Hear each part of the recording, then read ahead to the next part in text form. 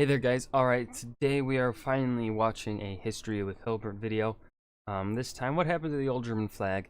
Um, so, yeah, this is going to be another kind of tester video as my Uhtred video, kind of seeing how a History with Hilbert video will do on my channel. So, yeah. What happened to the old German flag? I don't know. Maybe because I'm going to just take the guess that they just wanted to move away from their old imperial roots, especially after 1918, where they were forced to accept the blame of the war. They most likely did not want to symbolize with the flag of of that country that was given all the blame for World War One. So, yeah. This is the German flag, and I have a question. Are Germans Mountain Dutch, or are the Dutch Swamp? You know what? As a German, or descended German, I'm German Swedish. That's where my family's from. The Dutch are the Swamp Germans. Germans. Let me know in the comments below. But actually, that's not what I wanted to ask. What I wanted to ask was, why did the German flag change from the one on the left? But let's be real. The one on the left is a lot sleeker. The white with the black and red. That's beautiful. Yellow's a ugly fucking color. And I don't like how black clashes with the yellow. I don't think they go well right next to each other. I think you need that white in between. It looks very sleek. This, not so sleek. Left to the one on the right, because if you look at old photos of Germany like this one from the First World War, you can see clearly that it's a black, white and red tricolour. But today it's clearly black, red and yellow in a tricolour, or Yellow gold. So why did this change occur? Well, in this video, let's find out. I think yellow is one of the worst colors ever. I think it's a low tier color. I think it's an F tier color. A lot of its history, the German states were in fact small princedoms and states inside the Holy Roman Empire, until around 1806, when the French came and did what they always do, and ruined everything for everyone. The French do that. They also ruined England. Fucking Normans. Ugh. One of the Prussian Hon. units to fight against Napoleon was the Lützow Freikorps, and these men came from all over Germany, and their uniforms featured black, gold and red. So this is the first real occasion where we start to see that lots of people around Germany, because so many men from all over the country, or the states at that time, it wasn't yet a unified country, were serving in this corps, that these colours, the black, red and gold, were seen throughout Germany by a lot of people. And in 1816, at the end of the Congress of Vienna, it was decided that all the remaining German states would be added into a confederation of states, into the North German Confederation in the north. And so this flag came about in 1815. Ew. That's hideous. That's gross. Jena, which is in the south of Germany, and it was created by the members of the Lützow Freikorps, who came together and founded a fraternity. Now, because so many of frat boys these men came from so many different areas in what would become Germany, there was a real sense of a national unionist movement starting to emerge among these fraternity members. They and others like them started to agitate for a unified German state, and as we can see from this image of the Hambach Festival in 1832, we can see that they're using another tricolour with the gold, red and black, which is starting to look more like the modern German flag at this festival.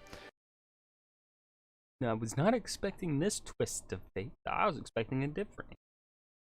But I guess it does. The current modern German flag does have solid roots in German unification. Well, this image from 1848, where social movements throughout Europe rose up in great rebellions in different countries. Oh, I've completely forgotten about this image. Yeah, I've seen this before. We can see that this is one of the first times that we see the black, red and gold being used as a symbol for a unified German state, which at this time did not yet exist.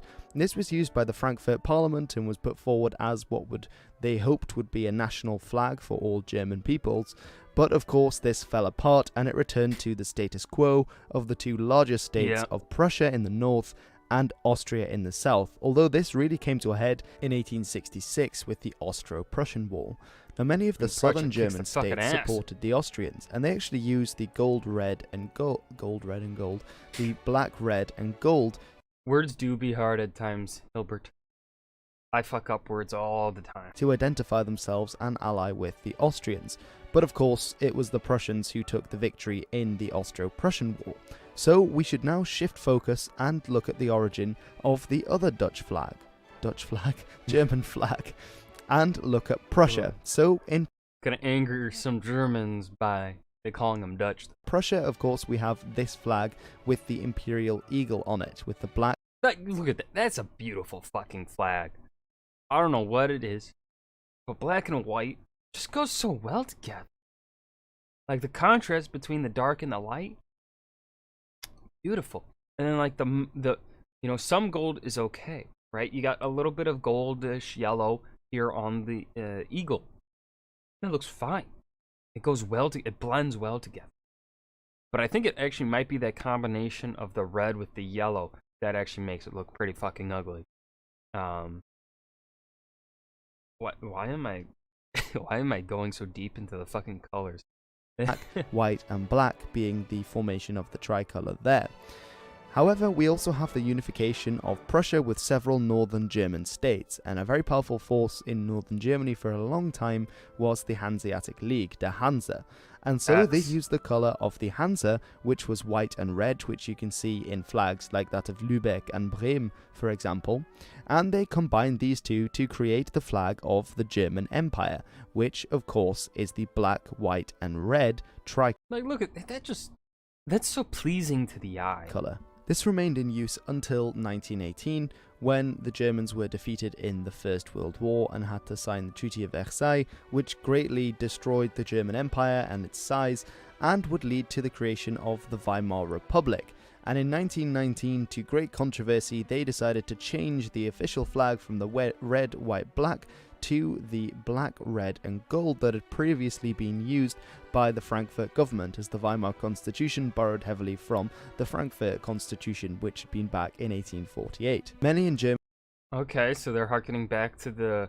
Okay, so you know what? This does make a little bit of sense, because in 1848, those were the famously called just the revolutions of 1848, because so many revolutions happened in that year. And essentially what those revolutions were, those were, revolutions like what France underwent in 1789, I think was the start. So revolutions for republic forms of government, constitutional forms of government, democracy kind of stuff. So this flag, yes, since it was used, okay, now I understand things now. I understand why this flag was chosen. Since it was used by the revolutions of 1848, by the German Revolution of 1848, this is pretty much a symbol of German, I guess, democracy or republicanism or constitutionalism or whatever you want to call it. At least that's how I'm picturing it in my head. Germany opposed the change and continued to use the black, white, and red, which they saw as the true flag of Germany, especially those on the right, like the political parties of the DNVP, and later also sometimes by the NSDAP. Oh shit. Did the Nazis use that flag? Oh no. I know, it's been a long time since I talked about Weimar political parties. Now in Oh god, Weimar political parties. I remember I gave a lecture one time on them. No. Oh, I'm sorry, having a lot of political parties is good because, it means you don't have, like, two dominant political parties, but it's also confusing. 1933, of course, this is the date that Hitler became the Chancellor, and so changes were made rapidly to the national flag, which many on the right, as I've already said, did not see as being a true flag of Germany, but rather one that was imposed by the puppet government that came after the fall of the German Empire. And so he reinstated of course, the Nazi Party's flag with the swastika, but also the imperial flag, which was so he used both. In place until 1935, when only the Nazi Party flag was able to be used in Germany as a national flag. Of course, 1945 is the end of the Second World War, and with it came new flag changes. Germany was partitioned between those on the west in favor of the more capitalism and with the Americans and the Allies, whereas the areas in the east that had been taken by the Soviets were aligned to the USSR and to communism. And so we see two different flags appearing, again using the black, red and gold, but with different emblems one reflecting the Bundesrepublik and the other reflecting its ties to socialism. Of course, 1989 is the fall of the Berlin Wall and the reunification of Germany, when, of course, they would opt Mr. Gorbachev, tear down that wall. for just the plain old black, red, and gold. It's almost like I planned that, of the old German flag. And that's kind of the story of the German flag and why they use the different ones.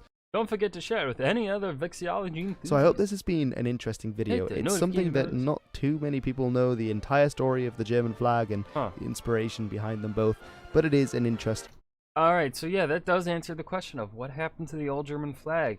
Essentially, the reason why they use the current flag is because of, you know, a democratic, well, Republican, a revolution of 1848, in which, you know, those were anti-monarchy revolutions. But yeah, hit that subscribe button for more History with Hilbert.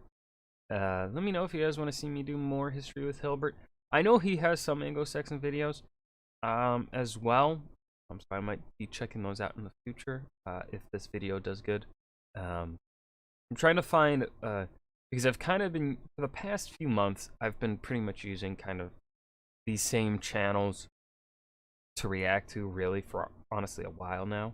So I'm trying to find some more channels, because some of those channels that I've been watching for the past few months, I'm running out of content for. Or like a couple of them, I've completely run out of new videos to watch that are history related. So yeah, I'm trying to find some more to replace them. So just trying to find a lot more history channels. But anyways, that was what happens to the old German flag. I'm rambling here at the end. By History with Hilbert. I hope you guys enjoyed. Remember to hit that like button and subscribe for more, and I will see you in the next video. Peace.